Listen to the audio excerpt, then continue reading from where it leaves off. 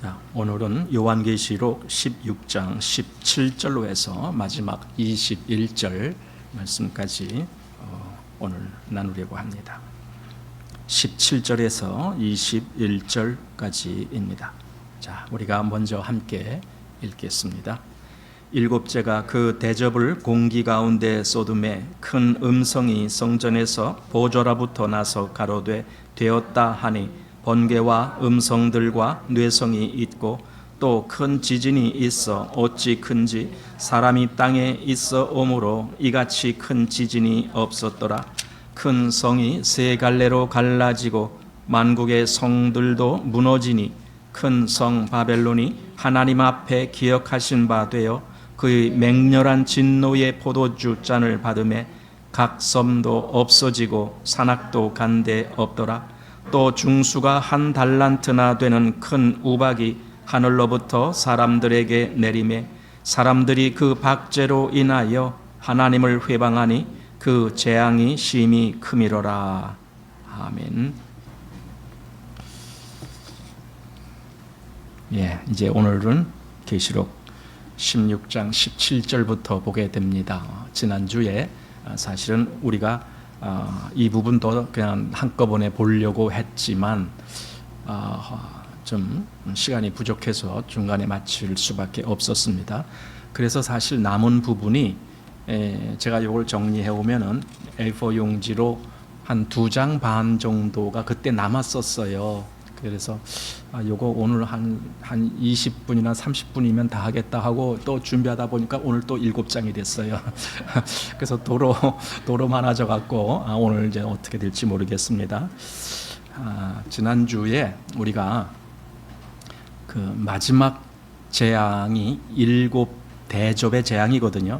그 7 대접의 재앙 중에서 6번째 대접이 쏟아지는 그 부분까지를 우리가 보았어요. 그 6번째 대접이 어디에 쏟아졌느냐 하면은 유브라데 강에 쏟아졌습니다. 그래서 강이 말라갖고 동방에서 오는 왕들의 길이 예비되더라. 이제 이렇게 말씀이 되어 있단 말이죠. 그리고 또 거기에 덧붙여서 새 더러운 영이 용의 입에서도 나오고 또 짐승의 입에서도 나오고 거짓 선지자의 입에서 나온다. 즉 악한 자의 영의 역사가 막 이렇게 활동하는 거예요. 근데 그 영이 무슨 활동을 했느냐?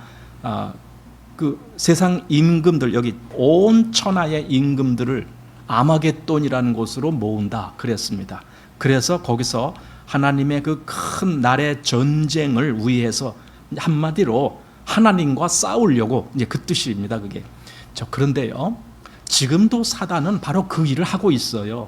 지금도 사단이 하는 모든 일은 하나님과 싸우는 일이에요. 하나님을 대적하는 일이에요. 예를 들어 교회를 핍박하고 성도들을 자꾸 유혹하거나 넘어지게 하거나 시험 들게 하거나 이런 모든 일이 결국은 하나님을 대적하는 일이거든요. 근데 그 일이 이미 지금 이루어지고 있어요. 그런 뜻이라면은 이미 아마겟돈 전쟁이 지금 되어져 가고 있는 거예요. 계속 되어져 가고 있고 최후의 그날이 끝날 그날이 이제 다가오고 있는 것이죠. 그런 의미에서 우리가 좀 생각을 해봐야 되겠다라는 겁니다.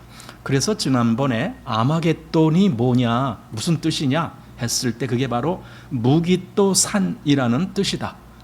무깃도산. 근데 그 무깃도는 어떤 장소냐? 한마디로 전쟁터입니다. 그 고대 구약에서부터 계속 전쟁터로 무깃도가 이스라엘 사람들에게 그렇게 보여줬던 것입니다. 그래서 단지 그냥 세상의 사람들의 전쟁이 아니라 이건 사단이 완전히 총 출동하는 전쟁입니다. 그래서 새 더러운 영이 다 나온 거예요. 용의 입, 짐승의 입, 거짓 선지자의 입.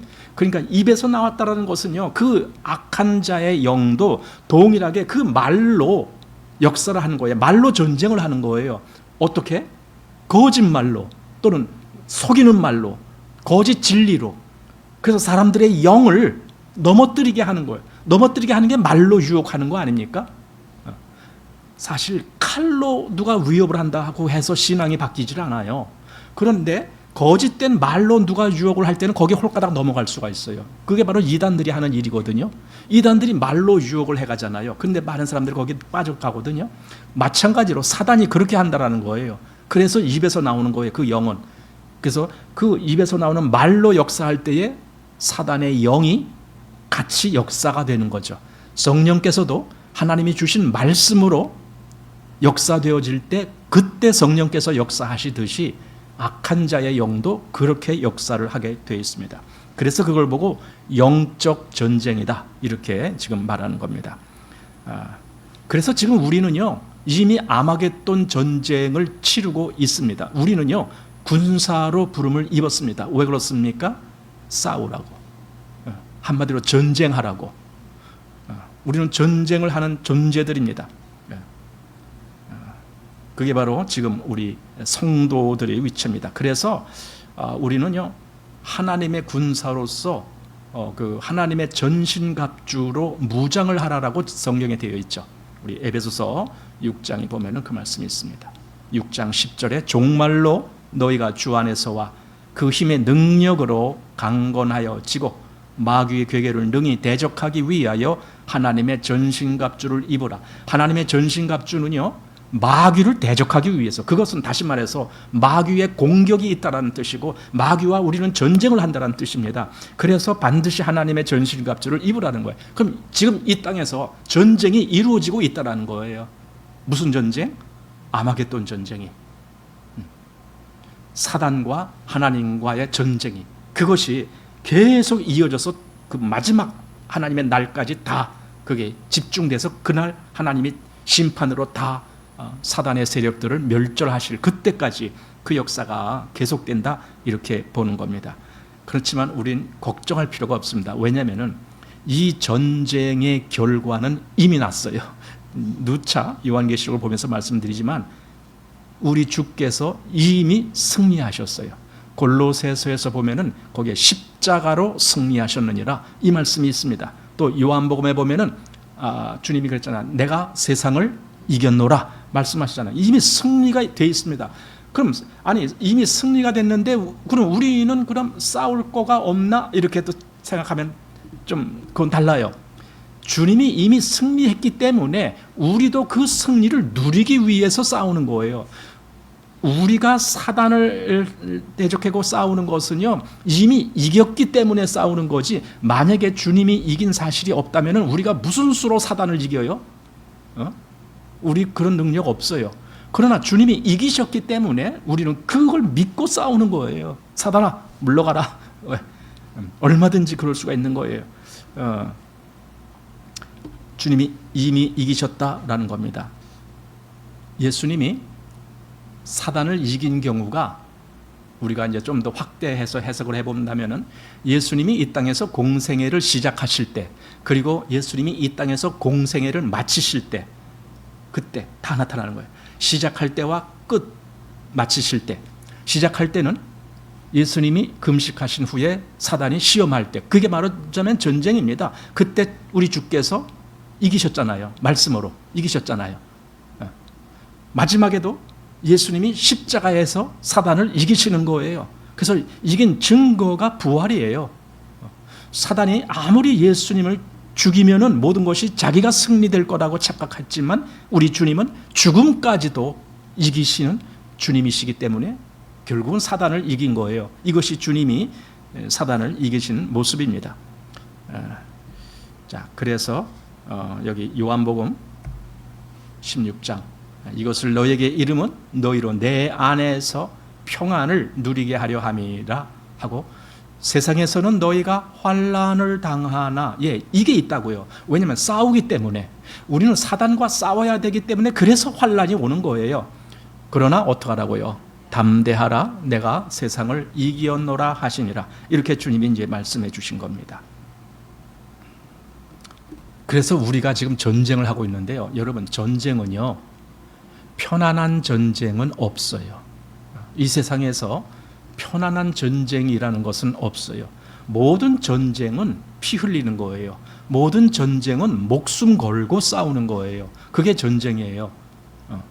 말하자면 우리 마음이 그 정도의 믿음으로 싸운다 이거예요. 사단한테 얼마든지 내가 목숨 걸고 사단을 이길 수 있을 만한 그런 믿음의 마음으로 사단하고 싸운다. 그래서 히브리서 12장 4절 말씀에 너희가 죄와 싸우되 아직 피 흘리기까지 대항치 아니하고 이런 말씀이 있습니다. 그 싸움에서 피 흘린다는 말이 여기 같이 나온 겁니다. 죄와 싸운다는 것은요, 죄의 유혹이 결국은 사단의 유혹이기 때문에 그렇습니다. 사단은 죄로 우리를 유혹하려고 합니다. 하지만 우리는 그걸 대적하는 겁니다. 그러나 어떤 때에는 그것이 우리에게 많은 환난과 역경 이렇게 다가올 수도 있습니다. 하지만 우리가 피 흘리기까지라도 사단을 대적한다면 분명히 주님의 승리가 우리의 승리가 될 수 있겠다라는 생각이 듭니다. 또 이런 걸 생각해 봅니다. 이스라엘이 애굽에서 나왔을 때에 하나님이 가나안 땅을 그들에게 주셨습니까? 안 주셨습니까? 잘 모르십니까? 너무 쉬운 질문이라서 대답할 가치가 별로 없죠. 이미 주셨기 때문에 가서 차지하라 그거죠. 이걸 어디다가 비유하냐면은 예수님이 이미 이기셨기 때문에 담대하라, 우리 보고 지금 그렇게 말씀하셨잖아요. 하나님이 이미 그 땅을 이스라엘에게 주셨으니까 가서 차지하라 그랬다고요. 그런데요, 이스라엘이 가서 차지할 때 공짜로 차지했나요? 싸웠다고요. 가서 전쟁했다고요. 바로 그겁니다. 주님이 이겼어도요, 그 이긴 것을 내가 누리기 위해서 나도 싸워야 되는 거예요. 여기서 이겼다 짓다라고 얘들 사단이 주님에게 졌다고 해서 모든 걸 다 포기했느냐? 아닙니다. 최후에 요한계시록의 마지막에 하나님이 그 사단을 불못에 던질 때까지도 사단이 활동할 수 있는 여력을 남겨두셨단 말이에요. 완전히 불못에 집어넣은 게 아니잖아요. 지금 그런 의미에서 사단은 역사하는 거예요. 또 사단이 직접 역사하지 않는다 할지라도 사단을 추종하는 존재들이 역사하고 있어요. 왜냐하면 사단만 있는 것이 아니라 짐승도 있고 거짓 선지자도 있고 또 그를 따르는 많은 세력들이 있어요. 그걸 여기서 다른 말로 큰 성 바벨론 이렇게 말했던 거예요. 그 세력들이 다 사단의 세력들이에요. 그러니까 우리가 싸울 대상은 그냥 남아 있어요. 그래서 우리는 이 세상에서도 전쟁을 하는 거예요. 전쟁. 사실상 요한계시록 16장은요, 이 일곱 대접이 마지막 재앙입니다. 일곱의 그 대접이. 그래서 제가 지난번에도 말씀드렸지만 이 요한계시록 16장이 정점이다. 하나님의 재앙의 최종 정점이 16장이다. 그리고 그 후에는 그걸 정리하는 절차만 남겼다 이거예요. 싸우는 것이 아니라 이제 다 깨부셨으니까 하나하나 정리하는 것이 불못에 던지는 거예요. 이제 그렇잖아요. 그게 뭐냐면요, 막 원수와 뭐 전쟁을 한다. 그럼 여기가 전쟁터다. 근데 이겼어도 여기에 보면은 그 원수들의 시체도 많고 또 뭐 잔재들도 많고 아주 지저분하고 막 그럴 거 아닙니까? 그걸 하나하나 정리해야 되잖아요. 그런 모습입니다.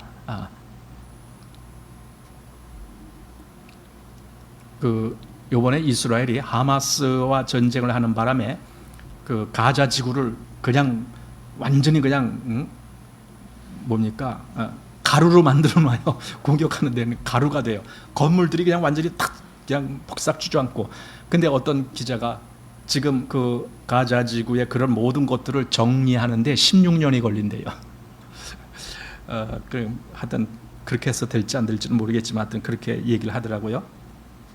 그러니까 마지막에 하나님이 정리할 그것만 남겨뒀지 실상은 16장에서 모든 싸움은 끝나는 겁니다.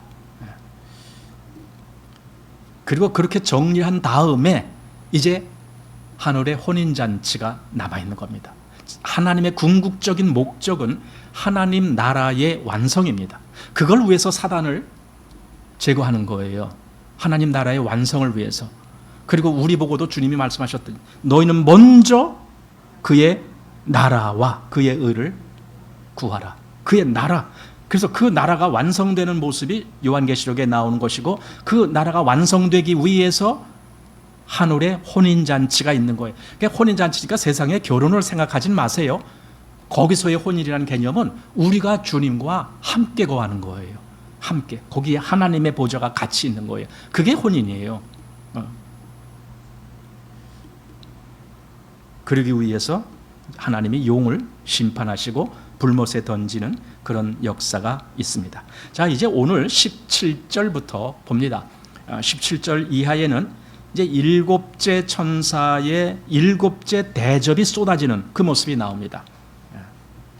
자, 17절 일곱째가 그 대접을 공기 가운데 쏟음에 큰 음성이 성전에서 보좌로부터 나서 가로되 되었다 하니. 야, 이제 대접이 어디에 쏟아졌느냐? 이 앞에서도 보면은요, 바다에 쏟아져, 물에 쏟아져, 또는 또 어디 쏟아졌어요? 유브라데도 쏟아져, 막 이렇게 땅에도 쏟아져, 이런 일이 있었는데 이 마지막 일곱 번째 대접은 공기 중에 쏟음에 이렇게 되어 있습니다. 이거 좀 생각해 봐야 됩니다. 하나님은 지금 사단이 뭔가 역사하는 그 위치에다가 이걸 쏟은 거예요. 근데 사단이 역사하는 위치가 공기 중이라는 의미입니다.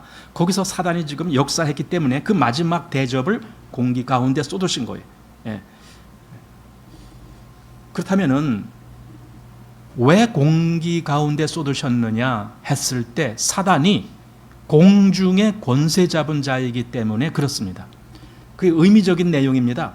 그냥 뭐 저 공중에다 쏟았다 그런 개념으로 보지 마시고 이것이 하나의 의미적으로 그렇게 생각하는 겁니다. 공기, 모든 것을 다 덮고 있는 그 위치, 이 지상을 모든 걸 덮고 있는 그 위치, 그것이 사단이 있는 위치고 거기서 사단이 역사하기 때문에 그 사단에게 이 마지막 진노를 쏟으신 거예요. 그래서 에베소서 2장 2절에 보면은 그때에 너희가 그 가운데서 행하여 이 세상 풍속을 좇고 뭐예요? 공중의 권세 잡은 자를 따랐으니, 즉 사단을 따랐다라는 말을 이렇게 표현한 겁니다. 그 사단이 공중의 권세를 잡고 있는 거예요. 한마디로 이 지상에 있는 모든 피조물들을 지가 다 압제하고 있는 거예요. 그래서 모든 사람이 사단의 종이 되게 만들었던 거예요. 그래서 한마디로 공중의 그 대접을 쏟았다라는 것은요, 사단의 권세가 있는 거기다가 쏟았다라는 의미도 되는 겁니다. 그런데 그 공중의 권세 잡은 자를 따랐으리 해놓고 곧 지금 불순종의 아들들 가운데서 역사하는 영이라, 그 영이 지금 여기서 역사잖아요. 아까 그 새 영이 용의 입에서, 짐승의 입에서, 또 거짓 선지자의 입에서 나오는 그 영이, 그 악한 영이 이미 역사하고 있잖아요. 불순종의 아들 가운데서 역사한다, 지금 그렇게 말하고 있습니다. 예. 자, 일곱째 대접이 공기 중에 쏟아지니까 어떤 일이 일어납니까? 성전의 보좌로부터 어떤 큰 음성이 났어요. 뭐라고요? 되었다, 이겁니다. 되었다, 한마디로 끝났다, 완성됐다. 뭐가 완성됐습니까? 사단을 향한 하나님의 진노, 그게 일곱째 대접으로 끝난 거예요. 한마디로 모든 것이 다 이루었다라는 겁니다. 이 심판을 받은 세력이 그럼 그 하나님의 이 일곱 번째 이 대접의 재앙까지 받은 그 상대, 즉 사단의 세력들이죠. 그들이 과연 어떻게 되느냐? 그럼 그게 17장부터 나오는 거예요. 그러니까 아까도 말씀드렸듯이 17장부터는 정리하는 단계예요. 이 싸움은 여기서 끝이 나는 거야. 되었다, 바로 여기서 모든 것이 다 완성되는 거예요. 진노의 완성. 자, 그리고 이제 18절 말씀입니다. 번개와 음성과 뇌성이 있고 또 큰 지진이 있어 어찌 큰지 사람이 땅에 있어 오므로 이같이 큰 지진이 없었더라. 예, 갑자기 그 일곱째 대접을 쏟으니 이것이 보이는 거예요. 번개, 음성, 뇌성, 그리고 큰 지진, 이런 일들이 보이는 거예요.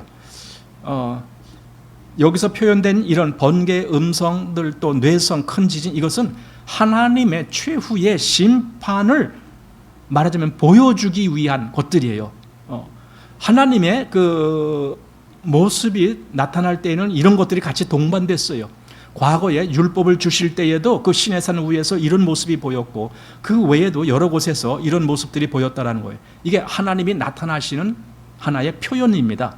하나님이 나타나시면 이런다. 더군다나 지금 사단을 심판하시기 위해서 나타나실 때에 이런 모습으로 하나님이 보이시게 역사하셨다라는 겁니다. 자, 근데 이것을 이 앞에서도 우리가 본 적이 있어요.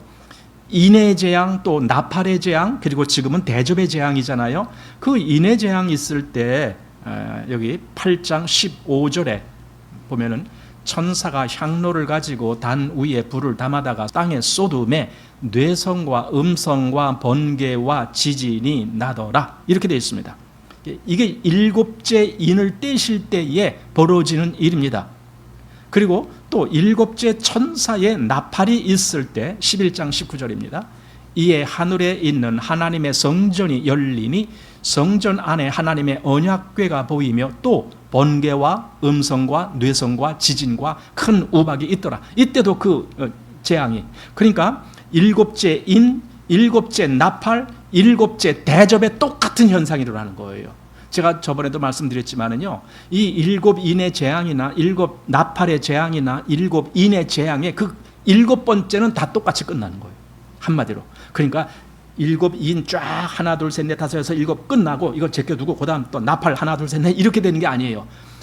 이게 막 중복되는 것이 있어요. 다만 어느 쪽에서 보고 어떤 각도로 보느냐에 따라서 그 표현이 다른 것뿐입니다. 그래서 결국은 일곱 인, 일곱 나팔, 또 일곱 대접의 그 진노는 모든 것을 다 동시에 끝나는 그런 의미를 담고 여기 기록되어 있다라는 겁니다. 자, 결국은 이제 이런 걸 볼 때에 우리가 이게 바로 최후의 하나님의 심판이 임했다라는 것을 이렇게 상징적으로 보여주고 있구나, 이런 것을 보게 됩니다. 그런데 여기 이제 지진이라는 게 있거든요. 지진. 이 지진이 단지 땅에서 흔들리는 지진만을 의미한다라고 보진 않아요. 이 지진은요, 세상의 모든 것이 흔들릴 뿐더러 거기에 존재하는 사람들까지도, 다시 말해서 그들의 마음까지도 모든 것들이 다 흔들리는, 한마디로 요동치는 그러한 지진이 아니겠는가, 이제 이런 생각을 하게 됩니다. 왜냐하면 히브리서에서 이 말씀을 보기 때문에 그래요. 히브리서 12장 26절, 그때에는 그 소리가 땅을 진동하였거니와 이제는 약속하여 가로사대 내가 또 한 번 땅만 아니라 하늘도 진동하리라 하셨느니라. 그리고 이 또 한 번이라 하심은 진동치 아니하는 것을 영존케 하기 위하여 진동할 것들 곧 만든 것들의 변동될 것을 나타내심이니라. 여기 27절을 잘 보셔야 돼요. 여기 이제 두 가지 대조가 나옵니다. 하나는 진동치 아니할 것과 진동할 것, 또 영존할 것과 변동될 것. 그죠? 변동된다라는 말은 영존하지 못한다, 지금 그 말입니다. 이 두 가지를 지금 대조를 해주고 있습니다. 그래서 여기 무슨 말을 한 거예요? 이 27절에 이 또 한 번이라 하심은 진동치 아니하는 것을 영존케 하기 위하여, 바로 요거입니다. 거기 진동케 한다는 데 어떤 목적이 있다는 겁니다. 뭘? 진동치 아니할 것을 영원토록 존재하게 하기 위하여 나머지는 다 진동되게 만든다, 이거예요. 한마디로 하나님이 보시기에 영존할 가치가 있는 걸, 그걸 보존하시기 위해서 가치 없는 나머지들을 다 처리하신다, 지금 그 말이에요. 무시무시한 말씀이죠. 이렇게 마지막 때가 있는 거예요. 그래서 이 지진이라는 개념이 단지 땅이 흔들린다라는 개념으로만 보지 마시고 이건 전체가 흔들린다라는 개념으로 보셔야 좋겠다라는 생각입니다. 자, 그래서 이렇게 흔들립니다. 한마디로 요동치게 합니다. 사단이 임금인 이 세상의 것들이 한마디로 다 요동치고 결국은 없어지는 거예요. 이 땅에 있는 그 어떤 사단의 영역들이 다 없어집니다. 그래서 성경은 그것이 다 없어지고 낡아지는 것이다, 이렇게 말했죠. 없어지고 낡아지는 것이다. 오직 우리 주께 속한 그것만 영존한다, 이렇게 돼 있어요. 여기 히브리서 1장 10절 말씀 보십시오. 또 주여 태초에 주께서 땅에 기초를 두셨으며 하늘도 주의 손으로 지으신 바라 하면서 그것들은 어떻게 해요?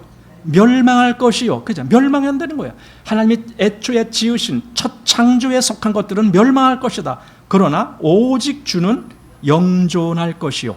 그것들은 다 옷과 같이 낡아지리니 의복처럼 갈아입을 것이요. 그것들이 옷과 같이 변할 것이나 그다음 주는 여전하여 연대가 다함이 없으리라 하였으나, 있을 것, 영존할 것은 영존케 하시고 나머지는 다 없어지게 하기 위해서 요동치게 하신다. 이게 지진이라는 개념과 연결해서 볼 수 있는 그런 의미다라는 겁니다. 그래서 이 지진은요, 심판받을 자들에게 내리는 그 의미로도 필요하지만 또 하나는 영존할 것을 보존하기 위하여도 필요한 거예요. 한마디로 여기에 깨끗한 것이 무엇이 있다라면 여기에 더러운 것이 묻어 있을 때는 우리는 그 더러운 것을 다 닦아내잖아요. 그런 것처럼 여러분 오실 때 오늘 비가 하도 많이 오니까 여기 도착하시니까 발들이 다 물에 젖고 그러지 않았습니까? 저도 오니까 발이 다 무릎팍까지 바지가 젖었더라고요. 그래도 큰 우산으로 받치고 왔는데도 그래서 들어와서 대충 바지 젖은 걸 이렇게 물로 툭툭 닦고 이게 닦는 거예요. 하나님이 소중히 보시는 거기에 이 더러운 것이 묻어 있으면 당연히 하나님은 닦아내시겠죠. 그래서 이 세상에 멸할 것을 다 멸하시겠다. 그래서 요동치게 하겠다. 그래서 지진이라는 개념을 그렇게 해석합니다. 오직 영존할 것만 존재하기 위해서. 그래서 시편에 46편을 한번 보십시오. 1절에 하나님은 우리의 피난처시요 힘이시니 환난 중에 만날 큰 도움이시라. 참 이 말씀, 이 1절 말씀 얼마나 멋있는 말씀이에요. 환난 중에 만날 큰 도움. 여러분 우리는 수시로 환난을 겪는데 그 환난 중에 만날 큰 도움, 그것이 하나님이시다 이거예요. 그래서 어떡합니까? 2절에 그러므로 무슨 일이 벌어져요? 땅이 변하든지, 땅이 흔들려요. 그냥 땅이 요동쳐요. 이 세상이 그렇다는 거예요. 땅이 변하든지, 산이 흔들려 바다 가운데 빠지든지, 바닷물이 흉룡하고 뛰놀든지, 그것이 넘침으로 산이 요동할지라도 우리는 두려워 아니하리로다. 이게 바로 진짜 믿음의 사람들이에요. 이걸 위해서 요한계시록이 있는 거예요.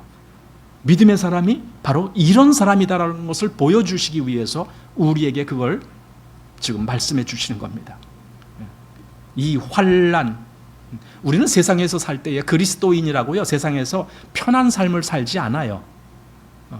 오히려 세상 사람들보다 어쩌면 더 어려운 시간들이 있어요. 세상 사람들이 겪어보지 않는 그런 어려움도 우리는 겪어야 돼요. 어떤 때는. 그래서 우리가 많은 환난을 겪어요. 환난 중에 만날 큰 도움이시라. 보세요. 하나님이 우리의 피난처시다. 이런 믿음이 있습니까? 정말 성도들은 이런 믿음이 있어야 돼요. 그래야 세상을 이긴다니까요. 하나님이 우리의 피난처시다라는 이 믿음이 없으면은요, 세상한테 져요. 왜? 이 환난 당할 때 어떻게 이겨요? 하나님이고 사단이고 뭐고 그게 중요한 것이 아니라 지금 나를 좀 구해 주십시오. 아무나 지금 그러고 있을 겁니까? 아무나 날 구해주면 내가 믿어줄게요. 뭐 이럴 겁니까? 그럼 사단이 대뜸 가서 나를 구해줄지 몰라요. 그 어려움 가운데서. 그럼 난 사단의 종이 되는 거죠. 그러나 성도에게는 하나님이 우리의 피난처시다라고 지금 말씀합니다. 그래서 이런 일이 있을 때 담대하게 하나님을 바라보고 하나님을 의지하지 못하고 이런 환난, 여기 환난 중에 만날 큰 도움이시다 했는데 이 환난이 닥쳐왔을 때 그걸 두려워하고만 있는 사람이라면은 그는 그리스도인이라고 할 수가 없어요. 왜냐하면은 여기 이렇게 말씀했기 때문에 그래요. 요한일서 4장 18절에 사랑 안에 두려움이 없고 온전한 사랑이 두려움을 내어 쫓나니 두려움에는 형벌이 있음이라. 그리고 두려워하는 자는 사랑 안에서 온전히 이루지 못하였느니라. 그러니까 그들은 조금의 환난이 와도 그걸 두려움에서 못 견디는 거예요. 벌벌 떠는 거예요. 그래서 사단은 그걸로 가지고 성도들을 공격하는 거예요. 내가 조금만 어렵게 해도 너는 벌벌 떨지. 너 내 종이야. 그러나 하나님을 진짜 아까 하나님은 우리의 뭐라고요? 피난처. 그렇게 의지하고 있는 사람이라면 왜 떨어요? 사단한테 왜 떨어요? 그 환난 가지고 왜 떨어요? 하나님이 우리의 피난처신데 이게 진짜 믿음이라는 거예요. 진짜 믿음은 사단을 이겨요. 그래서 여기 두려워하는 자들은 사랑 안에서 온전히 이루지 못했다. 사랑 안에서 온전히 이루지 못했다는 말은 하나님과 나와의 이 사랑의 관계가 안 됐다 그 뜻 아닙니까? 그러니까 그는 하나님을 의지할 수가 없는 거예요. 요 단적인 예가 앞에 이제 그 예수님이 제자들과 같이 다니다가 그때 이런 경험이 있었어요. 그 갈릴리를 건너가다가 폭풍을 만나잖아요. 배를 타고 가다가. 그때 제자들이 큰일 났어. 예수님 주무시고 계셔. 어떻게 했어요? 막 가서 예수요, 선생님, 우리가 죽게 됐습니다. 막 요동치고 그랬습니다. 여기 마가복음 4장 40절. 예수님이 나중에 뭐라고 하십니까? 이에 제자들에게 이르시되 어찌하여 무서워하느냐? 그리고 너희가 어찌 믿음이 없느냐 하시니. 이 뭐예요? 너가 정말 하나님을 피난처로 그렇게 믿고 있었다라면 너희는 그거 무서워하지 않을 거 아니냐. 그런데 너희가 왜 무서워했느냐? 잘 봐라. 너희에게는 믿음이 없어서 그런 거 아니냐? 지금 그 얘기거든요. 그러니까 믿음이 없으니까 무서운 거예요. 그래서 아까 뭐라고요? 두려워하는 자들은 사랑 안에서 온전히 이루지 못했다. 이거에 해당되는 거예요. 네. 자, 그 다음에 이제 19절 말씀입니다. 본문 19절. 큰 성이 세 갈래로 갈라지고 만국의 성들도 무너지니 큰 성 바벨론이 하나님 앞에 기억하신 바 되어 그의 맹렬한 진노의 포도주 잔을 받음에. 예, 이제 그 대접이 공기 중에 쏟아졌다 그랬잖아요. 하나님의 진노의 대접입니다. 그게 공기 중, 즉 사단의 그 권세의 본거지, 사단이 활동하는 그 무대, 거기다가 쏟아놓은 거예요. 하나님이 한마디로 사단을 지금 징벌하시는 거예요. 그랬더니 큰 성이 세 갈래로 갈라지고, 여기서 큰 성이라고 말하는 것은 그 다음에 말하는 것처럼 바벨론이라는 겁니다. 근데 그 바벨론이 뭘 뜻하느냐? 그건 이 세상을 뜻하는 겁니다. 그런데 그럼 왜 사단의 영역인 그 공기 중에다가 대접을 쏟았는데 왜 이 세상이 갈라지느냐는 거예요. 이 세상이 사단의 종로로 타고 있으니까 그런 거예요. 그래서 그 모든 뭡니까? 그 우두머리? 예? 그 사단한테 진노를 쏟으니까 이 세상도 거기서 덩달아서 같이 다 갈라지고 뭐하고 다 파토나는 거예요. 한마디로. 그렇게 하는 거예요. 파토란 말이 참 재밌어요. 저도 옛날에 화투를 좀 쳐봤거든요. 파토라는 게 있어요. 이게 뭔가 짝이 맞아야 되는데 안 맞아. 이렇게 뭐라는가, 이렇게 가운데 놓고 이렇게 띄어보는 거, 뭐. 이게 그 사람 숫자로 맞아야 되는데, 한 장이 모자라. 이거 파토 난 거예요, 이거. 뭐가 다 뒤집혀진 겁니다. 이제 이 큰 성에 대해서 우리가 앞에서도 한번 본 적이 있는데, 11장 8절 말씀에 저희 시체가 큰 성 길에 있으리니 그 성은 영적으로 하면 소돔이라고도 하고 애굽이라고도 하니 곧 저희 주께서 십자가에 못 박히신 곳이라. 여기서 이게 무슨 배경이냐 하면은 그 두 증인이 나오잖아요. 두 증인이 처음에는 승리하다가 나중에는 오히려 죽임을 당하잖아요. 순교하잖아요. 그 두 증인의 시체가 있는 곳이 어디냐 했을 때 그게 여기 큰 성 길에 있다. 이렇게 된 거예요. 이렇게 된 거예요. 그래서 이 두 증인을 단지 어느 두 사람 이렇게 보면 안 된다라는 거예요. 여기서 큰 성이라는 개념은 이 세상 전체를 얘기하는 거예요. 그게 바벨론이고. 그리고 여기 저희 주께서 십자가에 못 박히신 곳 이렇게 되어 있습니다. 저희 주께서 십자가에 못 박히신 곳, 예수님이 십자가에 못 박히신 거기는 골고다인데, 여러분 그렇게만 보지 마십시오. 예수님을 십자가에 못 박은 존재들이 누구냐? 이 세상 전체가 예수님을 못 박은 거예요. 거기 몇 사람이 대표로 그 일을 했지만 사실은 예수님은 이 온 세상의 죄 때문에 못 박히신 것이기 때문에 세상 전체가 예수님을 십자가에 못 박게 한 거예요. 그런 면에서 예수님이 십자가에 못 박히신 것은 이 세상 전체예요. 그리고 또 두 번째, 애굽, 소돔, 이런 얘기가 나옵니다. 그 소돔이나 애굽이나 그것은 다 뭐예요? 이 세상 전체에 대한 대표적인 도시가 바로 그거예요. 또 대표적인 나라가 애굽이고. 그러니까 소돔, 애굽, 사실 소돔하고 애굽하고는 완전히 떨어져 있습니다. 애굽은 애굽 나라고 소돔은 그 사해 남쪽에 거기가 소돔 지역이거든요. 그럼 예수님이 소돔에 거기서도 죽으시고 애굽에서도 죽으시고 그랬나요? 그렇게 보면 안 돼요. 이건 이 세상 전체를 표현하는 것이다라고 보아야 됩니다.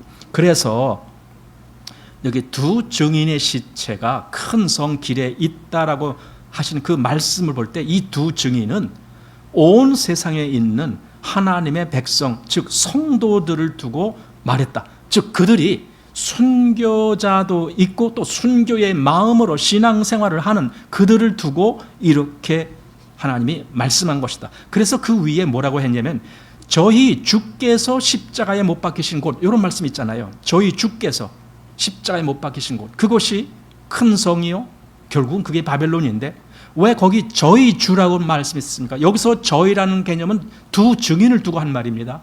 그 두 증인의 주, 그러면 그 두 증인만 예수님을 주님이라고 합니까? 아니잖아요. 우리도 역시 똑같이 예수님을 나의 주님이다라고 하잖아요. 그러면은 이건 두 증인의 위치와 바로 우리의 위치가 똑같이 겹치는 거예요. 그래서 이 두 증인은 결국은 온 성도들을 두고 그렇게 말씀했던 것이다 라는 걸 보게 됩니다. 그래서 이 큰 성이 이제 세 갈래로 갈라진다는 개념은 완전히 이제 무너진다, 그런 의미입니다. 그래서 이 큰 성이 결국은 여기 아까 본문에서 만국의 성들이라고 했고 그게 무너지니까 큰 성 바벨론이 하나님 앞에 기억하신 바 되어 그의 맹렬한 진노의 포도주 잔을 받음에, 이렇게 되어 있습니다. 큰 성 바벨론, 이런 바벨론이라는 말을 주목해야 됩니다. 왜냐하면 이 바벨론이 상징하는 의미도 있습니다. 물론 그 말의 뜻은 혼잡한 뭐 그런 뜻입니다. 옛날에 그 노아 홍수 이후에 바벨탑을 쌓을 때 그때 하나님이 그들의 그 어떤 뭐 언어가 서로 통하지 않게 혼잡하게 해서 결국은 바벨탑을 쌓지 못하게 했다, 그런 의미가 있습니다. 하지만 그것보다 더 중요한 의미는 실제로 바벨론 왕조가 있었다는 겁니다. 원래 고대 바벨론이 있었고 그 다음에 신바벨론이라는 그 신바벨론이 굉장히 큰 나라가 됐어요. 그 당시에 온 세계를 지배하는 나라가 됐습니다. 그 바벨론의 초대 왕이 누굽니까? 느부갓네살. 예. 이탈리아의 그 오페라 작가 누구예요? 나부코를 작곡한 그 작곡가 누구죠? 베르디. 그 나부코라는 말이 나부코노도사르의 준말입니다. 나부코노도사르가 바로 느부갓네살이란 말입니다. 그 오페라.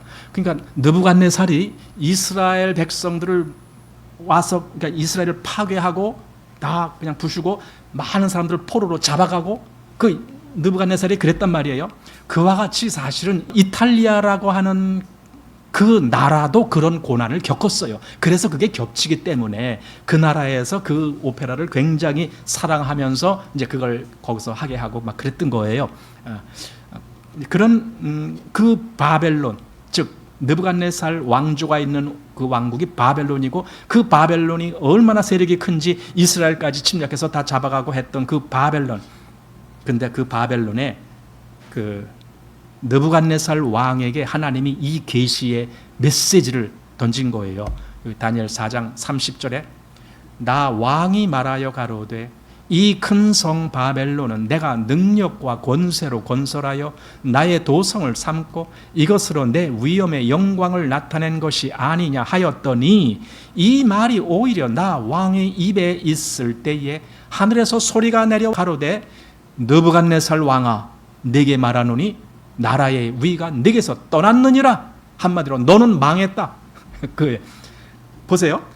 이 바벨론 왕이 뭐라고요? 이 큰 도성이 이거 내가 다 세운 거야, 이렇게 자만심을 가졌단 말이에요. 그랬더니 위에서 하늘에서 소리가 내리기를 느부갓네살 왕아, 네 위, 그러니까 네 왕권의 그 자리 그거 다 끝났다, 이제 떠났다. 그 위에서 소리가 났다는 말은, 하늘에서 소리가 났단 말은 하나님이 그를 그렇게 한다는 거예요. 요것대로 실제로 그렇게 됐죠. 바벨론 왕이 가서 뭐 청초에 거기서 짐승과 같이 그렇게 여러 해를 보내고 나중엔 다시 그가 돌이키는 마음이 있어서 하나님이 복권해 주셨지만은 그런 과정을 겪게 됩니다. 그런데 결국은 이게 뭐예요? 이 큰 바벨론 하면서 느부갓네살 왕의 그 교만한 마음을 하나님이 깨뜨리셨듯이 사실은 사단이 그랬던 거예요. 사단이 이 온 세상을 자기가 걸머줬으니 이 온 세상을 아담으로부터 지가 빼앗았잖아요. 아담이 쪼다같이 사단에게 넘어갔잖아요. 왜요? 이상해요? 표현이? 다시 해야 돼요? 그러니까 사단이 그 모든 권세, 한마디로 옛날에 느부갓네살 왕이 차지했던 그 큰 바벨론처럼 내가 바로 이 온 세상을 다 차지했어. 그게 바로 바벨론이야. 그 입장이 된 거예요. 그래서 느부갓네살의 마음이 그대로 지금 사단의 마음이란 말이에요. 그걸 하나님이 깨뜨리시겠다라는 거예요. 그런데 그게 실제로 지금 요한계시록에서 그렇게 되는 것을 봅니다. 그래서 이 큰 바벨론이 한마디로 이제 세 갈래로 무너지는 겁니다. 여기 14장에도 보면은 14장 8절에 또 다른 천사 곧 둘째가 그 뒤를 따라 말하되 어떻게 됐습니까? 무너졌도다. 무너졌도다. 큰 성 바벨론이요. 히브리어의 그 특징 중에 하나가 무엇을 강조할 때는 반복해서 말하는 거예요. 반복해서. 그래서 예수님 시대 때에도 내가 진실로 너에게 이르노니 할 때 그 말은 매우 중요하다 강조하시는 것처럼 여기서 무너졌도다 큰 성 바벨론이요. 그래서 모든 나라를 그 음행으로 인하여 진노의 포도주로 먹이던 자로다 하더라. 바벨론이 모든 그 다른 백성들에게 그렇게 못된 영향을 끼친 그것이 바벨론이었는데 사단이 네가 그랬다. 지금 그 얘기입니다. 그래서 여기 16장에 와서 그것이 바로 세 갈래로 즉 완전히 다 갈라지는 그런 모습입니다. 그래서 이 바벨론을 이 땅에서 사단의 모든 세력을 쫓는 그 모든 사람들의 총 집합체, 그게 바로 이 세상이에요.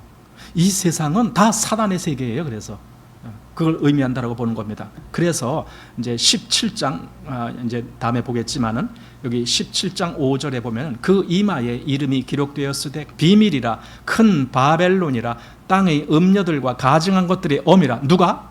사단이. 근데 그걸 비밀이라고 했습니다. 이 큰 바벨론을 비밀이라고 불렀습니다. 왜냐하면 그 실체가 드러나질 않았으니까 사람들이 모르잖아요. 지금 이 세상이 사단 휘하에 있는 큰 바벨론인 줄 누가 알겠어요? 이 세상 사람들이 모르잖아요. 하나님의 비밀도 있습니다. 그건 우리 주 예수 그리스도로 말미암아 그 안에서 이루어지는 이 교회의 역사가 비밀이었듯이 사단의 역사도 비밀이었단 말이에요. 사람들을 속였기 때문에. 그래서 사람들은 모르고 사단에게 종로로 타고 있어요. 그렇지만 하나님은 다 아시죠. 아무리 사단이 속여도 땅의 음녀들과 가증한 것들의 엄이다, 이렇게 이제 선포하는 겁니다. 요한계시록 18장 2절에 힘센 음성으로 외쳐가로되 또 무너졌도다 큰 성 바벨론이요. 그리고 뭐라고 됐습니까? 귀신의 처소, 그리고 각종 더러운 영에 모이는 곳과 각종 더럽고 가증한 새에 모이는 곳, 그게 이 큰 바벨론이다 이거예요. 이 세상. 그래서 사단을 뭐라고 불러요? 이 세상의 임금. 이 세상 임금. 예수님의 그 십자가의 역사는요, 이 사단의 이 모든 권세를 깨뜨리는 겁니다. 그래서 실제로 이 세상을 지배하는 사단의 권세, 그것을 깨뜨린 거예요. 여기 이제 보면은 이렇게 말씀하셨어요. 12장 31절에 이제 이 세상에 심판이 이르렀으니, 이 심판은 누가 하시는 거예요? 하나님이 하시죠. 그래서 주님이 실제로 승리하시는 거죠. 심판이 이르렀으니 뭐가 이루어져요? 이 세상 임금이 쫓겨나리라. 사단의 모든 권세는 다 깨진다, 그 말입니다. 그래서 이 심판을 마지막에 할 거라는 걸. 이것이 사실은요, 복음의 근간입니다. 복음의 근간이 뭔 줄 아세요? 하나님은 하나님의 백성을 건지시고 하나님을 대적하는 원수를 심판하는 거예요. 그게 복음이에요. 간단한 것 같지만 사실은 그 속에는 아주 심오한 내용들이 담겨져 있어요. 어쨌든 결론이 그겁니다. 하나님의 백성을 건지시고 하나님의 원수들을 심판하시는 것. 어떻게 보면 단순한 것 같아요. 그러니까 하나님의 백성으로 택함을 입고 은혜를 누린다는 것이 너무나 큰 특권이에요, 우리에게. 창세기 3장 15절에 내가 너로 여자와 원수가 되게 하고 너의 후손도 여자의 후손과 원수가 되게 하리니 여자의 후손은 내 머리를 상하게 할 것이요 너는 그의 발꿈치를 상하게 할 것이라 하시고 그랬습니다. 즉 여자의 후손으로 말미암아 우리는 구원을 얻는 거예요. 그죠? 우리 이사야서에서 있는 말씀대로 처녀가 잉태하여 아들을 낳으리니 하면서 그 처녀로 말미암아 오신 아들이 결국은 우리의 구원자가 그렇게 오셨잖아요. 그래서 마태복음 1장에 보면은 마리아가 정혼만 하고 아직 동거하기 이전에 잉태돼 버렸잖아요. 근데 그것이 성령으로 잉태되셨기 때문에 그는 처녀의 몸에 잉태된 거예요. 그래서 오신 분이 바로 우리가 지금 보는 그리스도가 그렇게 오셨죠. 그러니까 처녀가 아들을 낳았어요. 자, 그랬는데 그렇게 처녀가 아들을 낳아서 결국 어떻게 했습니까? 여기 여자의 후손은 내 머리를 상하게 한다. 사단의 모든 권세를 깨뜨린다는 거예요. 그게 아까 일곱째 대접이 어디에 쏟아져요? 공기 가운데 쏟아지는 거예요. 사단의 모든 권세를 깨뜨리기 위해서. 이게 복음이에요. 사단을 다 심판하시고 하나님의 백성을 구원받게 하시는 것. 그래서 예수님이 이렇게 말씀하십니다. 마태복음 12장 29절에 사람이 먼저 강한 자를 결박하지 않고야 어떻게 그 강한 자의 집에 들어가 그 세간을 늑탈하겠느냐? 결박한 후에야 그 집을 늑탈하리라. 여기 늑탈한다는 말의 표현이 좀 그렇지만 뭐냐면은 이 세상이 집이에요. 그런데 이 세상을 강한 자가 꽉 붙잡고 있어요. 누구예요? 그게 사단입니다. 그러니까 하나님은 사단을 깨뜨리시는 거예요. 그래야 거기에 갇혀 있었던 구원받을 사람들을 건져낼 수가 있는 거기 때문에 그래서 십자가로 승리하시고 구원의 문을 여신 거예요. 그게 복음입니다. 이사야서에서는요. 그래서 아까 본 그 다니엘서에서 본 바벨론 왕 느부갓네살 있잖아요. 그 느부갓네살 왕에 대해서 이사야서 14장에 이렇게 말씀합니다. 너는 바벨론 왕에 대하여 이 노래를 지어 이르기를 학대하던 자가 어찌 그리 그쳤으며 강포한 성이 어찌 그리 패하였는고 여호와께서 악인의 몽둥이와 패권자의 홀을 꺾으셨도다. 하나님이 바벨론 왕의 그 권세를 탁 꺾으시는 거예요. 그래서 여기 악인의 몽둥이와 패권자의 홀, 이 악인 또 패권자, 그게 바벨론 왕을 얘기했던 거거든요. 그가 그렇게 교만하게 자랑하게 이 바벨론은 내가 세운 거야 이렇게 자랑할 때에 하나님이 그를 치시는 거예요. 그래서 그 다음에 이제 12절, 여기 14장 12절로 가보면은 너 아침의 아들 계명성이여 어찌 그리 하늘에서 떨어졌으며 너 열국을 엎은 자여 어찌 그리 땅에 찍혔는고 내가 내 마음에 이르기를 내가 하늘에 올라 하나님의 뭇별 위에 나의 보호자를 높이랴. 이게 교만한 마음이죠. 엄청 교만한 거죠. 하나님 앞에 하나님과 대등하다는 그런 위치까지. 내가 북극 지폐의 산 위에 좌정하리라. 가장 높은 구름에 올라 지극히 높은 자와 비기리라 하도다. 그런데 15절 뭐라고요? 그러나 이제 내가 음부 곧 구덩이의 맨 밑에 빠치우리로다. 하나님이 그를 치셔서 사단을 결국은 불못에 던지우는 그 일이 있을 것입니다. 그러니까 과거에는 그 바벨론 즉 느부갓네살 왕의 그 하나님이 치시는 그 모습을 보면서 결국은 이 온 세상이 바벨론이고 이 온 세상의 임금인 사단을 하나님이 치셔서 동일하게 그렇게 심판하실 것, 그걸 그렇게 보여주는 겁니다. 그러니까 다니엘서는요, 이 요한계시록에 있을 그 모습을 미리 보여준 예표였던 거예요. 비록 느부갓네살이라는 왕이 실제적으로 교만한 왕으로 그렇게 됐지만 더 중요한 것은 느부갓네살이 아니고 사단입니다. 사단이 더 교만한 존재입니다. 자, 그런데 이제 여기서 우리가 좀 살펴보고 싶은 말이 있습니다. 여기 뭐가 있습니까? 12절에 너 아침의 아들 계명성이여, 이런 말이 있죠. 이걸 제가 굳이 하는 이유는 계명성이라는 말 때문에 그렇습니다. 많은 사람들이 이 계명성을 이게 사단의 이름이다, 또는 그 뭡니까 그 하늘에서 쫓겨난 타락한 천사의 이름이 계명성이다. 그런데 그냥 계명성 그러면 사실은요, 그 뭐 잘못된 말이 아니에요. 그런데 킹 제임스 성경에는 이걸 뭐라고 썼느냐면 루시퍼라는 아주 고유한 명사를 썼어요. 그래서 지금도 그 타락한 천사의 이름이 루시퍼다 이렇게 지금 말하는 사람들이 많아요. 그런데 저도 과거에는 그걸 몰랐었는데 이제 계시록을 쭉 보다 이제 공부하면서 보고 하다 보니까 이제 그게 보여지기 시작했어요. 그래서 그걸 이제 알게 됐는데, 여기 루시퍼라고 하는 것은요, 이건 잘못된 기록이에요. 왜 그런지 알려드릴게요. 지금 이 12절에 있는 그 히브리어로 계명성이라는 말은 이건 히브리 말로 이렇게 헬렐이라고 불러요. 계명성을 헬렐. 그러니까 우리말에 계명성이라고 번역된 이 말이 원래 히브리어의 헬렐이에요. 근데 이 헬렐이란 뜻은 비치다, 자랑하다 그런 의미를 갖고 있는 단어가 헬렐입니다. 그래서 이 비치다, 자랑하다라는 원래 단어가 할랄이에요. 그 할랄에서 온 것이 헬렐이에요. 그렇게 왔는데 아침의 아들이라고 하는 그 단어는 뭐냐? 그거는 샤하르벤이라고 합니다. 히브리어로. 그냥 아침의 할 때가 그게 샤하르예요. 그리고 아들, 요게 벤입니다. 벤. 그런데 이 샤하르벤이 헬라어로 말할 때 어떻게 했느냐 하면 헤어스 포로스 이렇게 헬라어로 그렇게 이제 맞으면 번역이 되는 거죠. 그렇게 헬라어로 번역된 건데 그 헤어스 포로스란 말이 나중에 이제 성경이 또 어떻게 번역을 되느냐? 라틴어로 번역이 돼요. 왜냐하면 그 로마 그 교황이 다 라틴어를 쓰니까. 그 라틴어를 번역하는데 그때 이 아까 헬라어 헤어스 포로스를 루시퍼라고 번역한 거예요. 근데 이 루시퍼라는 단어는요, 사실은 성경에 없는 단어예요, 원래. 근데 킹제임스 버전에는 루시퍼가 있는 거예요. 우리말 성경에도 루시퍼 없어요. 아무리 찾아도 안 나와요. 근데 킹제임스 버전에만 나와요. 근데 이 루시퍼는 원래 어디 있었던 말이냐? 그 신라권을 쓴 사람이 누굽니까? 네, 밀턴이 신라권을 쓸 때 거기서 그 표현에 이 루시퍼란 단어를 처음 사용했대요. 루시퍼란 단어로. 그러니까 나중에 그 신라권 다음에 뭔가 이렇게 나올 때 그 사람들이 그 루시퍼를 그대로 인용한 거예요. 말하자면 사단의 이름인 것처럼.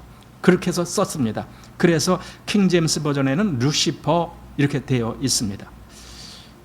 그런데 여기서 이 헤어스 포로스가 라틴어의 루시퍼로 번역됐지만 여기서 지금 나온 이 우리말의 계명성은 이건 사단의 이름이 아니고 아침의 아들이라고 하는 말에 대한 표현입니다. 그게 너 아침의 아들 곧 계명성 그 뜻입니다. 그래서 아침의 아들과 계명성은 동격입니다. 동격, 의미적으로 동격이란 말입니다. 이게 이름이란 말이 아니라 동격이란 의미입니다. 그래서 계명성 그러면은 아침의 아들이라는 그 의미를 지닌 말로 그렇게 표현됐다는 거예요. 그게 말하자면은 아까 뭐 히브리어로 샤하르 벤 이게 아침의 아들 이런 단어입니다. 그런데 아까 이제 그 킹제임스 버전에는 그걸 루시퍼라고 했습니다. 근데 다른 성경들 똑같이 영어 버전이라도 NIV나 또는 ESV는 루시퍼를 사용 안 해요. 그래서 NIV는 이 루시퍼가 아니고 거기에 모닝스타 이렇게 되어 있습니다. 모닝스타 이건 이제 말하자면 아침의 별이란 의미죠. 또 ESV는 데이스타 즉 낮의 별이다 이렇게 말하자면 그 의미로 아침이나 낮에는 태양이 떠오를 때는 이 별들은 다 숨죽이고 들어가야 될 때인데 들어가지 않고 계속 빛나고 있는 것을 말하자면 그 교만한 그 어떤 성품인 것으로 비춰져서 그렇게 너 아침의 아들 하면은 요 교만한 성품을 가진 존재다 이런 의미로 쓰는 거예요. 하지만 루시퍼라는 단어는 그건 성경적인 단어는 아니다. 그리고 그렇게 성경에서 사단을 루시퍼라고 이름을 지어준 적도 없다라는 걸 이제 알고 이건 킹제임스 버전에서만 썼구나. 그렇지만 그 단어는 성경적인 단어가 아니라 밀턴의 신라권에서 따온 단어다라는 걸 이제 좀 알면 됩니다. 그 다음에 이제 20절 말씀 보겠습니다. 각 섬도 없어지고 산악도 간데 없더라. 한마디로 현재의 이 세상 체계가 다 허물어지는, 무너지는 거예요. 각 섬, 지구를 보면은요, 대륙이라고 우리가 말하는 것도 다 섬이에요. 왜? 가장자리로 가면은 다 바다로 둘러싸여 있으니까 섬이에요. 각 섬, 뭐 아시아건, 아메리카건, 또 아프리카건, 이 각 섬들이에요. 다. 그 각 섬이 없어지고 산악도 간데 없더라. 완전히 이 지상에서 뭔가가 싹 없어져 버리는 거예요. 뭔가 체계가 없어지는 거예요. 이건 한마디로 말하면은 이 세상 체계가 다 무너지는 겁니다. 이 바벨론이 다 아까 세 갈래로 갈라졌다고 해요. 다 무너지는 겁니다. 하나님이 이렇게 사단의 체계를 다 망가뜨리고 다 없애버리시는 겁니다. 인위 재앙이 있을 때 인의 재앙에서 마지막 재앙은요 6번째 인에 다 나왔어요. 7번째 인은 나팔 재앙으로 넘어가는 그걸 얘기하기 때문에, 그래서 6번째 인을 떼실 때 각 섬이 없어지고 산악도 간데 없더라, 이런 말씀이 있습니다. 이미 그때도 없어졌다. 그러니까 똑같이 이 마지막 재앙의 모습이 거기도 나왔던 겁니다. 하나님의 그 심판의 보호자가 나타날 때에도 이것이 보여요. 그건 계시록 20장에 나옵니다. 20장 11절, 또 내가 크고 흰 보좌와 그 위에 앉으신 자를 보니 어떻게 해요? 땅과 하늘이 그 앞에서 피하여 간데 없더라. 없어지는 겁니다. 간데 없더라, 간데 없더라, 이런 말이 계속 나옵니다. 또 왜 그 요한계시록 그 제일 끝에 가면은 새로운 세상, 새 하늘과 새 땅 이야기가 나오죠. 그때에도 처음 하늘과 처음 땅이 없어져요. 여기 보세요. 계시록 21장 1절, 또 내가 새 하늘과 새 땅을 보니 처음 하늘과 처음 땅이 없어졌고 바다도 다시 있지 않더라. 없어져요. 그러니까 계속 없어져. 이 바벨론이 결국은 없어지는 거예요. 깨뜨려지고 다 무너지고 없어지는 거예요. 그러니까 더 이상 사단의 세력은 없다. 그리고 사단을 쫓았던 이 세상도 존재하지 못한다. 다 바뀐다. 다 요동친다. 오직 그리스도에게 속한 것만 영원토록 존재한다. 지금 그것이 그대로 여기 실행이 되는 겁니다. 그래서 새 하늘과 새 땅만 남게 되는 겁니다. 이제 마지막 21절 말씀 보십시오. 또 중수가 1달란트나 되는 큰 우박이 하늘로부터 사람들에게 내리매 사람들이 그 박죄로 인하여 하나님을 회방하니 그 재앙의 심이 크미로라. 이제 우박 얘기가 나옵니다. 역시 우박도 하나님의 재앙의 대표적인 도구입니다. 그런데 여기서는요 1달란트나 되는 큰 우박이라고 했습니다. 1달란트는 어떤 달란트를 쓰느냐에 따라서 약간의 기준이 다르긴 하지만 보통 뭐 한 24kg 정도 되는 달란트, 그러니까 한마디로 한 2만원 얼음 덩어리가 되겠죠. 그러면 한 24kg 나갈까요? 모르겠습니다. 또 그보다 더 무겁다라고 뭐 말하는 뭐 30몇 킬로까지 나간다 이런 데도 있는데 뭐 하여튼 뭐 그 정도 된다고 대충 보시면 됩니다. 그 20kg나 24kg나 되는 것이 공중에서 떨어지면은요 완전 이 땅은 박살나는 거죠. 요 주먹만한 것만 떨어져도요 차 유리창 다 깨져요. 그런데 이만한 얼음 덩어리가 떨어진다고 한번 해보세요. 그 박재, 그러니까 이 우박의 재앙을 박재라고 말하는 거예요. 하나님이 최후에 이 재앙을 내리면서도 하나님은 기대하는 바가 있었습니다. 뭐냐면 회개할 자가 있기를 기대하셨습니다. 그런데 여기 뭐야? 박재로 인하여 사람들이 오히려 하나님을 회방하고, 이겁니다. 오히려 회방하고. 이 회방한다는 말이 16장에만 3번이 나옵니다. 지금 우리가 보는 21절에 나온 거잖아요.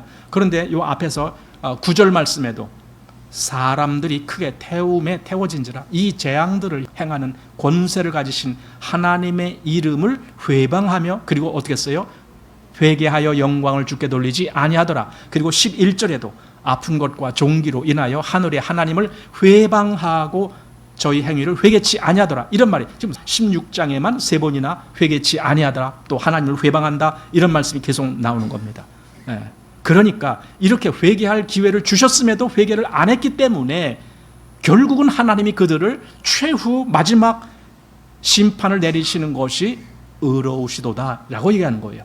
아무 기회도 주지 아니하셨다라면 하나님 너무합니다, 아마 이렇게 얘기했을지 모르지만은 충분한 기회를 준 거예요. 그럼에도 회개치 아니하더라 라는 말은 그들에게 기회가 충분히 갔었는데도 그들이 거부했다라는 건 말합니다. 그래서 그들이 결국 회개치 아니했기 때문에 하나님은 그들을 심판하시는 겁니다. 그런데 그 심판은 그 행위대로 심판을 하신다고 그랬습니다. 행위대로. 우리 계시록 2장 21절에 보십시오. 또 내가 그에게 회개할 기회를 주었으되 그 음행을 회개하고자 아니하는도다, 이거야. 기회를 줬는데 회개하지 않아요. 그래서 볼지어다 내가 그를 침상에 던질 터이요, 또 그로 더불어 간음하는 자들도 만일 그의 행위를 회개치 아니하면 큰 환난 가운데 던지고, 또 23절 또 내가 사망으로 그의 자녀를 죽이리니 모든 교회가 나는 사람의 뜻과 마음을 살피는 자인 줄 알지라. 내가 너희 각 사람의 무엇대로? 행위대로 그러니까 우리는 가끔 그래. 아니 우리는 행위가 아니고 믿음으로 구원받았는데요, 믿음이면 다 됐는데요 하는데요. 여기서 행위라는 개념은 상당히 포괄적인 의미를 갖고 있습니다. 행위가 뭐냐 이거예요. 행위가 여기서는 궁극적으로 회개치 아니한 행위, 그걸 얘기하는 거야. 회개하지 아니한 행위, 그걸대로 갚아주겠다, 지금 그 말씀을 하시는 거예요. 여기 위에 21절에 그랬잖아요. 그 음행을 회개치 아니하고, 그 음행을 회개하고자 아니한다라고 할 때 그 음행, 왜 하필 거기서 그런 말을 썼을까요? 음행. 그게 뭐냐면요, 오직 마음을 하나님께 드려야 됨에도 불구하고 그들은 그 마음을 누구에게 줬다는 거예요?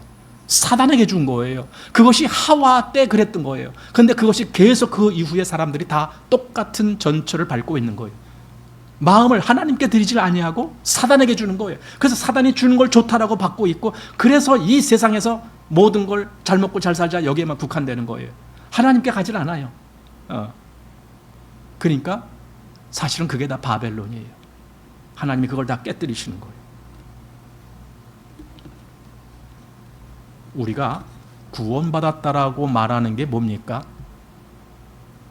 이게 바뀌었다는 거예요. 즉 마음의 이 음행, 즉 마음이 사단에게 드려지는 그 마음이 바뀌어서 하나님께 드려지는 걸로 바뀌어지는 것, 이게 구원이에요.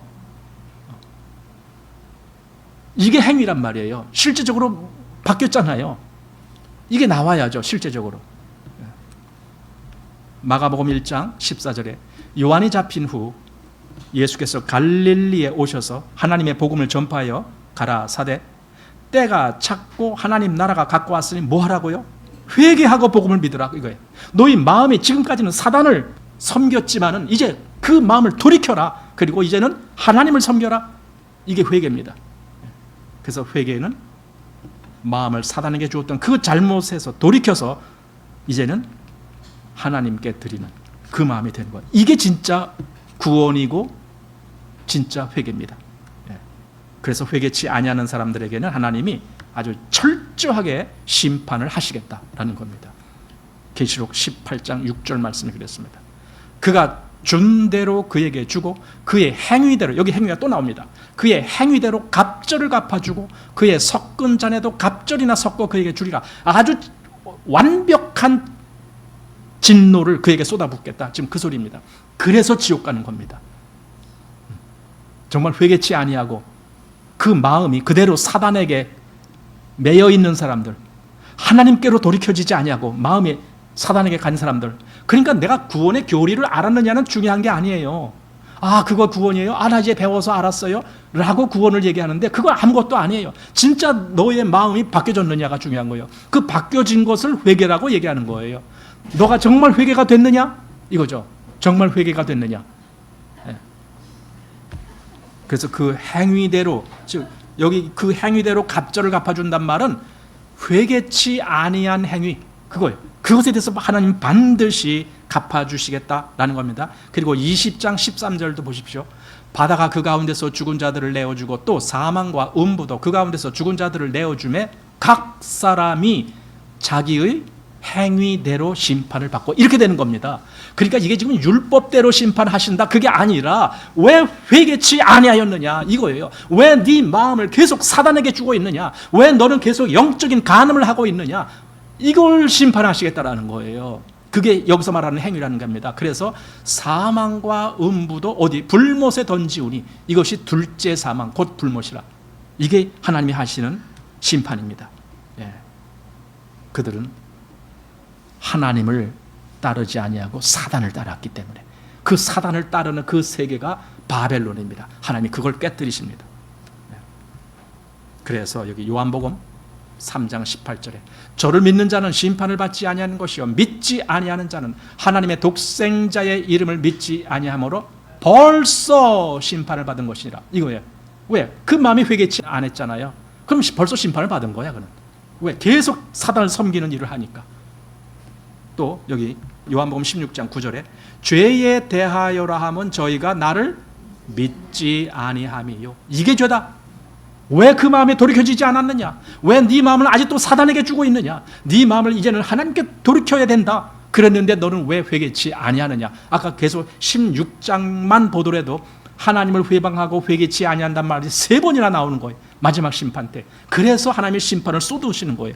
그렇게 된 모든 존재, 당연히 사단, 당연히 짐승, 당연히 거짓 선지자 다 심판을 가지만 거기에 그를 쫓은 사람들도 똑같이, 그게 바벨론입니다. 그게 세상의 바벨론, 사단으로 말미암아 이루어진 그 세계, 그게 바벨론입니다. 그 바벨론에 하나님의 심판을 내리시는 겁니다. 그게 7번째의 대접을 쏟으신다. 어디다가 쏟아요?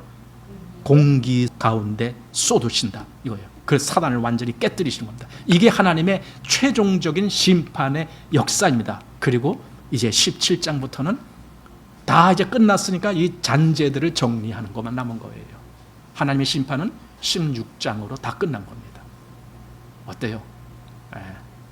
여러분이, 우리가 정말 하나님의 백성이 돼서 내 회개한 마음으로, 나는 정말 내 마음으로 하나님을 섬깁니다, 나는 오직 하나님만을 섬깁니다, 나는 오직 하나님 말씀에만, 사단에게 귀 기울이지 아니하고 하나님께만 귀 기울입니다, 이런 마음이 있다면 지금 이런 말씀을 읽을 때 너무나 감사할 거예요. 이 세상에서는 보상이 없는 것 같지만 하나님은 나를 위해서 큰 상급을 마련해 놓으셨군요. 나로 하여금 저 불못에 들어가지 아니하고 하나님의 그 영광스러운 그 혼인잔치에 참여할 수 있도록 그렇게 나를 예배해 주셨군요 하면서 감사할 마음이 나오는 거예요. 요한계시록을 읽으면 읽을수록 하나님의 사람들은 감사가 나오고 하나님이 아닌 사람들은 벌벌 떨어야 돼요. 그렇게 됐습니다. 이것이 지금 우리가 지금 보는 겁니다. 그래서 오늘 요한계시록 16장 이렇게 해서 마치겠습니다.